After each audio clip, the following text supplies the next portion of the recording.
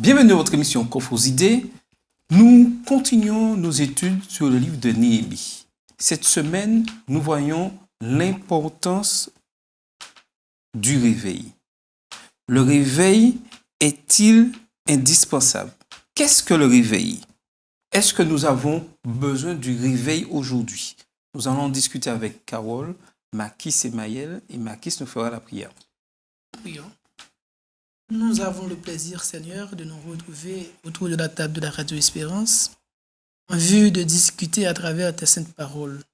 Éclaire-nous, Seigneur, par ton Saint-Esprit, afin que nos téléspectateurs soient édifiés. Au nom de Jésus, nous te prions. Amen. Alors, quelqu'un peut-il me donner une définition du mot réveil? Sursaut. Ah non, on n'a pas besoin de se réveiller en sursautant. Hein? Non, on ne se réveille pas en sursautant. C'est un sursaut, c'est-à-dire que c'est un changement, c'est un changement de direction. C'est quelque chose de nouveau par rapport à un état premier. Mais si on parle de réveil, c'est qu'à un moment, on dormait. Oui.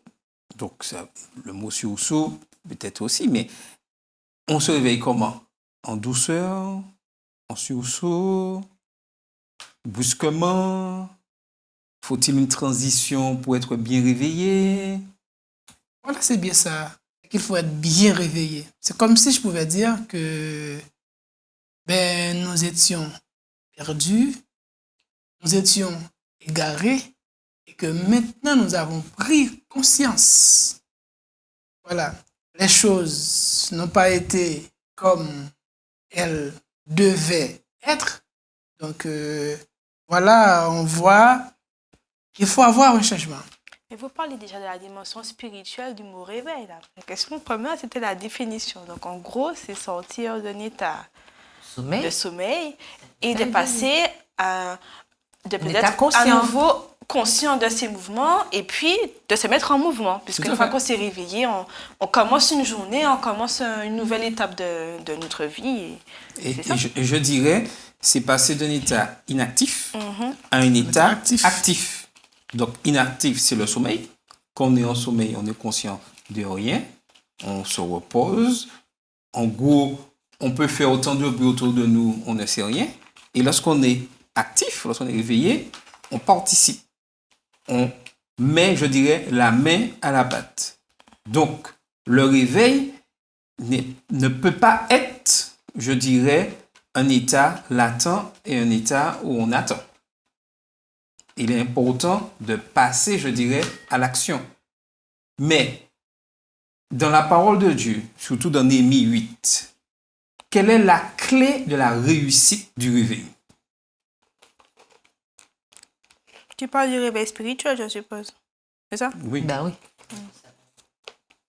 En fait, on a rassemblé le peuple autour de la parole de Dieu. Alors, ce que tu dis est juste. Mais je me pose une question. Pourquoi le réveil doit-il passer par la parole de Dieu? Parce que la parole de Dieu, c'est comme la douche froide quand tu as dormi depuis longtemps et que ta maman renverse un seau d'eau sur toi et qu'il te faut sortir de ton état léthargique. Et ça fait depuis un moment que tu as dit, t'as lavé, c'est l'affaire, lève-toi de là. Donc, un peu, c'est ça. C'est le support sur lequel on est conscient de son état, on est conscient qu'on dormait et qui crée en nous la nécessité de se réveiller. En fait, la parole de Dieu, c'est la lumière qui nous éclaire. Donc, il ne peut pas avoir de réveil sans, je pouvais dire, la connaissance de la parole de Dieu. Oui, pour aller dans le doigt fait de ce que vous disiez tous les deux et ce que disait Makis par rapport à la lumière. En général, on imagine, on dort, mais dès qu'on voit les rayons du soleil, qu'est-ce qu'on fait automatiquement en général? Ouais. Le corps automatiquement réagit, même si on tourne dans le lit, mais en tout cas, on sort déjà de son sommeil. Donc, en fait, la parole de Dieu étant la lumière, Somme nous le rappelle bien.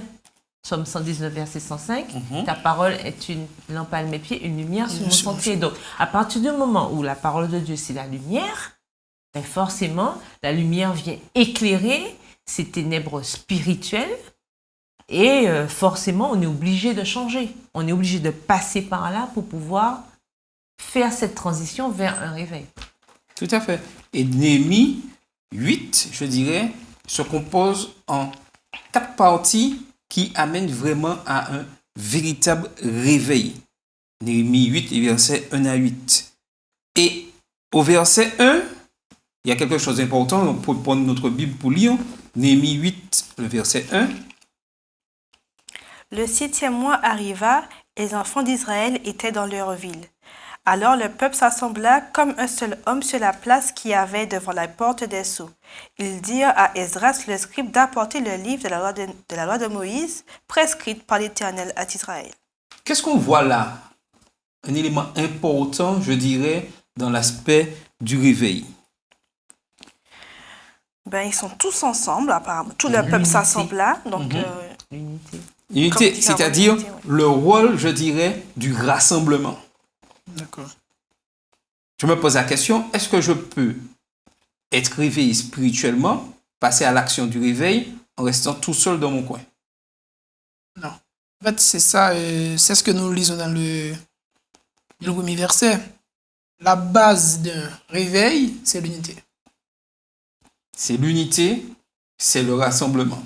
Donc, Non, je voulais juste dire, en fait, ça dépend pourquoi on doit se réveiller. Parce qu'il faut un réveil personnel et après un réveil communautaire. C'est quand il y a eu réveil personnel, en général, qu'il y a un réveil communautaire. Puisque là, on voit, alors tout le peuple s'assembla comme un seul homme sur la place qui est devant la porte des eaux. Ils dirent à Esdras, etc. Donc, en fait, c'est en quelque part qu'au début, parce qu'on a vu quand même depuis quelques leçons tout le travail que Néhémie avait fait avec l'aide d'Esdras auprès du peuple, etc. Donc, il y a eu quand même une effervescence personnelle, c'est-à-dire que individuellement, chacun s'est senti intéressé, poussé à devoir justement ramener cette unité nationale. On a vu les tenants et les aboutissants déjà auparavant. Donc, il s'agit aussi que chacun se sente concerné, parce que le peuple aurait pu se dire, enfin, ceux qui font partie du peuple, bon, ben non, ça ne m'intéresse pas, etc. Chacun aurait pu vaquer à ses occupations. C'est que chacun, dans son fort intérieur, a compris qu'on avait besoin de cette unité-là, de ce rassemblement, et tout le monde s'est réuni. tout à fait. Et il est important de pouvoir se retrouver ensemble. Oui, mais J'ajoute aussi à ta question, parce que tu as demandé, est-ce qu'on peut avoir un réveil seul? En gros, même si on a fait cette part d'avoir personnellement un intérêt tout d'un coup pour les affaires spirituelles, pour comprendre ce que Dieu attend de nous, une fois que Dieu nous a révélé ce qu'il veut de nous et comment sa parole peut mettre de l'ordre dans notre vie, on n'arrive pas à le garder pour nous. On a forcément tendance à dire, écoute, j'ai découvert un truc là. Oui. Je pense que si ça fait un effet sur moi, ça peut faire un effet sur toi. Et puis tous ensemble, finalement, on finit par... On va partager, on va raconter.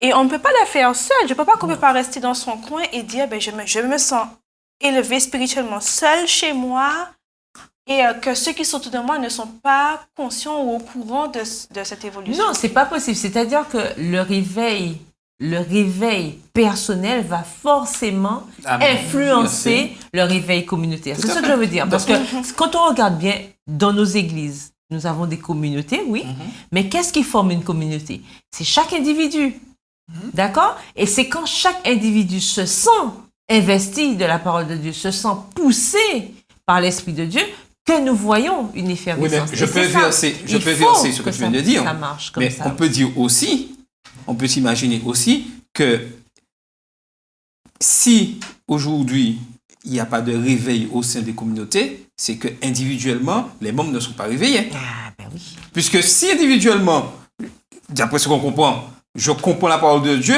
et comme elle disait, automatiquement je vais partager, on va être ensemble. Tout à fait. Donc je peux pas dire je suis réveillé et refuser le rassemblement. Et dire je reste faire mon église chez moi tranquillement tout seul. Voilà, tout à fait. Et c'est quelque chose qui doit être visible.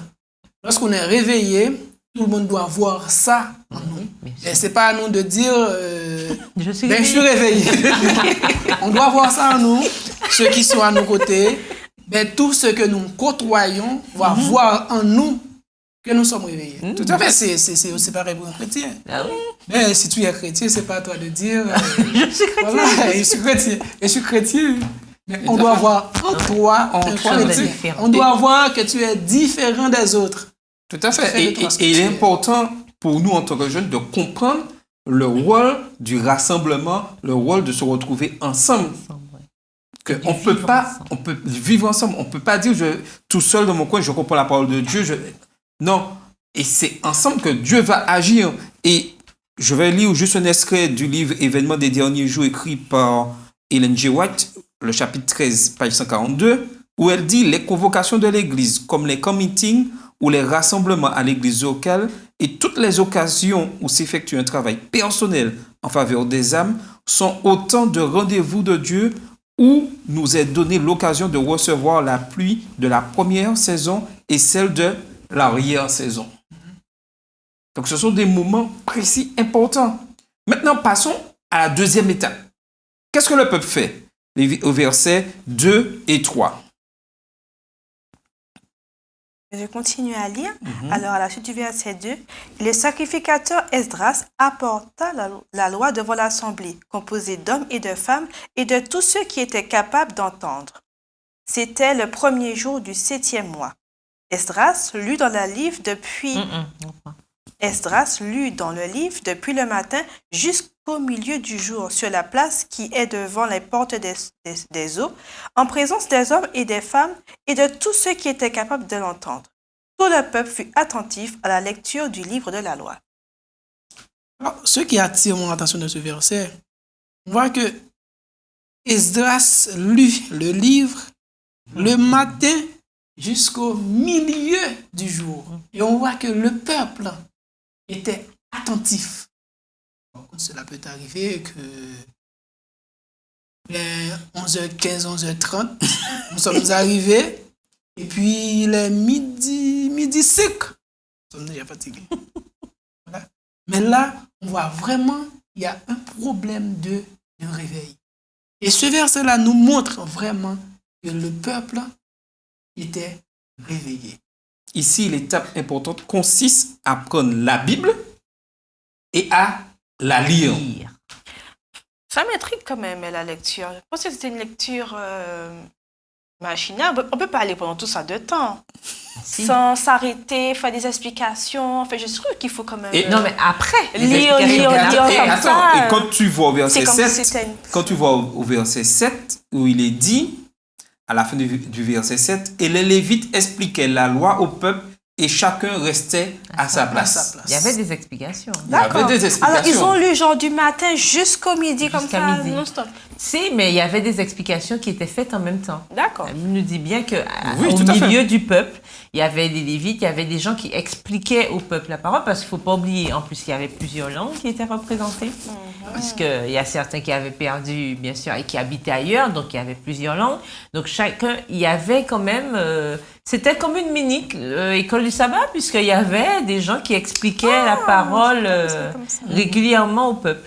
Et ce qui est aussi important ici, on voit que le peuple avait soif de ces paroles. Tout à fait.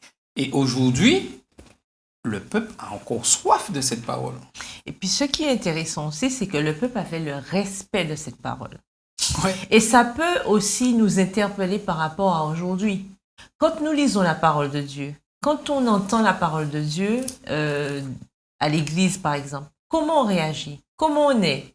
Est-ce qu'on est en train de surfer sur son portable? Est-ce qu'on est en train de voir le dernier message ou quel que soit? Est-ce qu'on est en train de dessiner? Est-ce qu'on est en train de... Est-ce qu'on est concentré? Parce que là, on voit comme une concentration. Le peuple était concentré et et la Bible nous dit bien, hein, on nous dit que le peuple se tait en place au verset 5. Et lorsqu'il l'eut ouvert, donc on parle de la parole de Dieu, au verset 5, donc Esdras ouvrit le livre à la vue de tout le peuple, car il était élevé au-dessus de tout le peuple. Et lorsqu'il l'eut ouvert, donc on parle du livre, donc la parole de Dieu, tout le peuple se tait en place. Donc c'était comme un moment, voilà, comme dernièrement il y avait ce qu'on appelait le Menkin Challenge, n'est-ce pas? Hein? Dès qu'au signal, tout le monde se fige. Mais là, on ouvre la parole de Dieu et automatiquement, il y a une réaction par rapport à ce respect-là. Est-ce qu'aujourd'hui, on retrouve ce même respect par rapport à la parole de Dieu? On peut se poser la question. Parce que déjà, quand on a un respect, c'est-à-dire que quand déjà on a une réaction physique par rapport à cette parole, forcément, notre entendement est déjà disposé à avoir l'influence de cette parole sur nous. Et ça crée un sentiment de sainteté. Ouais. Je dirais même, est-ce qu'aujourd'hui, j'ai le respect à la parole de Dieu quand la partie... Parce que c'est vrai, je me rends compte de ça maintenant. Dans le programme du culte, je peux avoir plus d'intérêt pour le moment de louange. Je sais que, le moment de louange, j'attends ça. On va bien, on va passer un bon moment, on va chanter, ce sera convivial. Et puis le moment de la prédication... C'est le moment du repos. Allez, c'est à passer. Mais bon, si ça peut passer vite, tant mieux. Alors que le moment de louange, normalement, prépare à l'ouverture de la parole de Dieu. Le problème aujourd'hui, et il faut poser... On a l'impression que c'est tout ce qui est autour, je dirais, de la parole de Dieu, moment de louange, qui va amener le réveil. Alors que ce n'est pas ça. Le réveil, c'est la parole de Dieu. C'est le temps que je vais passer. Et je vais être un peu simple dans ce que je vais dire. Ce n'est pas tout l'artifice musical, artifice, je dirais, artistique, qui amène le réveil. C'est l'étude de la parole de Dieu. Est-ce que vous comprenez ce que je veux dire? Oui. Mais cela peut arriver. On peut lire la parole de Dieu sans être transformé. C'est comme lorsqu'on est à l'église. On peut ne pas être transformé. En fait, le Saint-Esprit, il est là. Il veut nous transformer. Mais nous devons aussi nous laisser transformer. Oui, et ça c'est la dernière étape. L'importance que l'aspect personnel entre en jeu dans le réveil. Est-ce que je veux dire? Oui. Tu sais, je trouve qu'on a tendance à employer des termes, parce qu'on le sait bien, le titre de la leçon, c'est les outils pour le réveil. Mais je trouve que pour nous et pour les spectateurs, il faut tout le temps remettre la place du mot. Ça devient tellement vague, le mot réveil. Ça veut rien dire pour moi, je vous assure. Mais plutôt, comme disait Marquis, le mot transformation. Que nous comprenons bien que seule la parole de Dieu peut nous permettre de voir ce qu'il faut changer chez nous, ce qui n'est pas à la ressemblance de Dieu, ce qui n'est pas conforme du tout à ce que Dieu attend pour que nous ayons accès au ciel. Et le mot réveil a son sens à ce moment-là. Essayons, en tout cas pendant cette leçon, d'employer le mot réveil en expliquant vraiment en quoi ce mot a son importance. Et c'est là l'importance du réveil par la pratique. Attends, par la pratique de ce que nous allons faire dans l'église. Et nous avons cette chance au niveau de l'église d'avoir ce qui s'appelle l'école du sabbat, qui est le moment d'étude. Et c'est un moment très important. Et l'ennemi sait, il fait tout pour attaquer ce moment-là. Parce qu'il sait que moins le peuple passera du temps ensemble à étudier, moins le peuple sera prêt à recevoir la puissance du Saint-Esprit. Et donc sera fort. Moins le peuple sera fort. Oui. Mais, et c'est là le danger. Tout ce qu'il y a autour, je parle, et musique, prédication, exhortation, tout ça, c'est important. Mais le plus important, c'est le temps que nous passerons ensemble à étudier la parole de Dieu. Et lorsqu'on regarde le fonctionnement aujourd'hui, on cherche plus à réduire ce moment de partage pour avoir que, exemple, chaque département, tout le monde veut s'exprimer, tout le monde veut parler, tout le monde veut faire ses remerciements, son sermon, alors que c'est pas ça que la parole de Dieu dit. La parole de Dieu dit, c'est le temps que nous allons passer ensemble à étudier, à discuter, à expliquer ce que les Lévites faisaient, expliquer, si nous avons des questions, pouvoir poser des questions, répondre. Je trouve que dans notre programmation de culte et dans notre programmation de samedi, chaque partie a sa place et est bien chronométrée par le temps, bien répartie. Maintenant, le déséquilibre vient du fait que, n'ayant pas d'intérêt personnellement pour le sujet de la prédication, je vais avoir tendance à empiéter plus. Et je me rends compte de ça maintenant. Ce n'est pas le fait d'organisation. Notre organisation est très bien faite. Chaque personne a sa place au bon moment, dans une chronologie des choses pour amener du début jusqu'à la fin à une progression jusqu'à l'extase, l'apogée de la prédication. Mais tout dépend de notre intérêt. Si mon intérêt personnel n'est pas pour la prédication, je vais m'arranger pour faire le moment de louange le plus long possible pour m'assurer que, allez, je parle pour moi, sincèrement, et je suis... Pendant que j'étudie là avec vous, je me rends compte que... J'étais peut-être un peu à côté de la plaque, mais bon, voilà, c'est bon à savoir.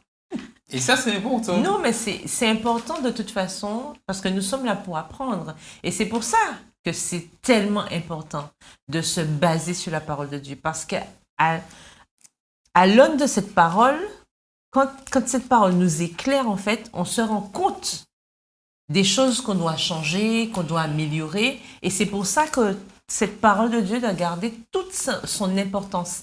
Et dans Néhémie 8, on voit bien que la clé du succès, c'est connaître la volonté de Dieu. Et à partir du moment où on connaît la volonté de Dieu, eh ben, on appréhende les choses autrement. Mais pour pouvoir connaître la volonté de Dieu, bien sûr, il faut passer du temps avec lui. Mais bien sûr. Et ça, c'est très important. Et je vais vous donner un deuxième passage dans Instruction pour un service chrétien effectif, page 239, toujours écrit par Ellen G. White. Elle dit: il m'a été montré que les camp meetings doivent se développer tant dans l'intérêt qu'ils suscitent que dans les résultats qu'ils permettent d'obtenir. J'ai vu qu'à mesure que nous approcherons de la fin, ces réunions consacreront plus de temps à l'étude de la Bible qu'à la prédication. Les participants, Bible en main, s'assembleront en plein air par petits groupes pour s'entretenir librement sur des sujets tirés des Écritures. Je me pose une question. Ça nous donne du grain à moudre, là. Pour arriver à ce résultat-là, il y a encore du chemin. Hein? Ouais, non. Maintenant qu'on s'y sera à faire ça comme ça. Dans quel but alors?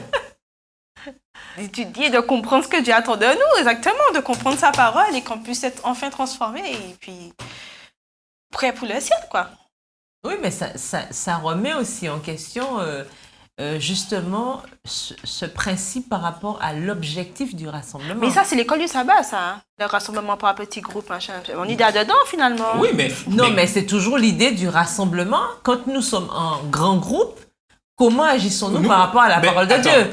C'est la question qu'on se pose. Avant, lorsqu'on est en grand groupe, est-ce qu'on fait des petits groupes? Est-ce qu'on est plus en train d'écouter quelqu'un qui parle ou est-ce qu'on discute vraiment en groupe?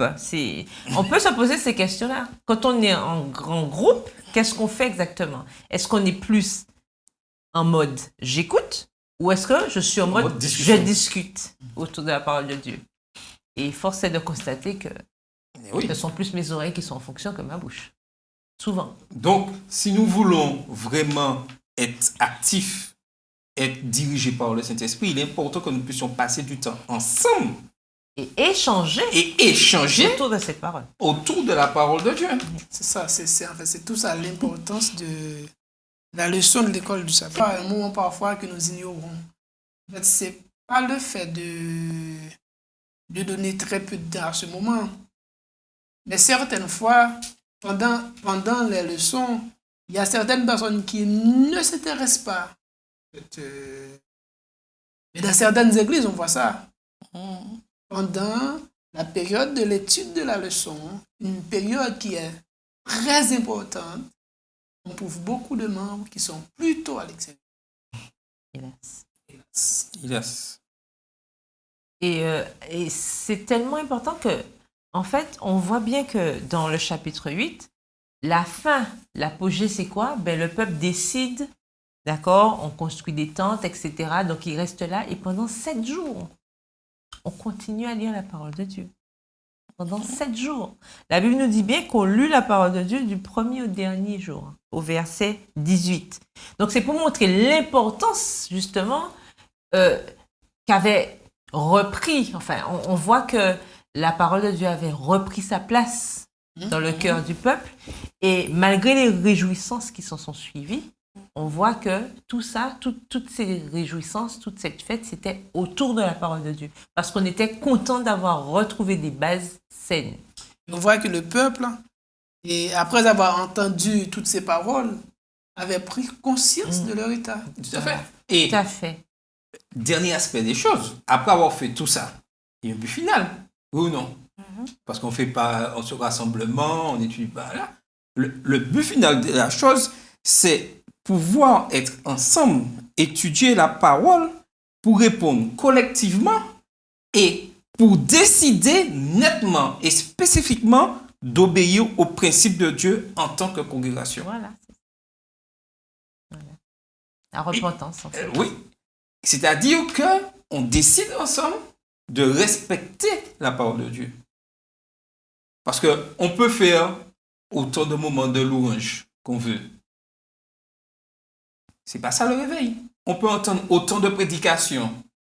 Ce n'est toujours pas ça le véritable réveil. Ça contribue, ça amène. Voilà, ouais. Mais c'est lorsque, ensemble, nous décidons de mettre en pratique la parole de Dieu.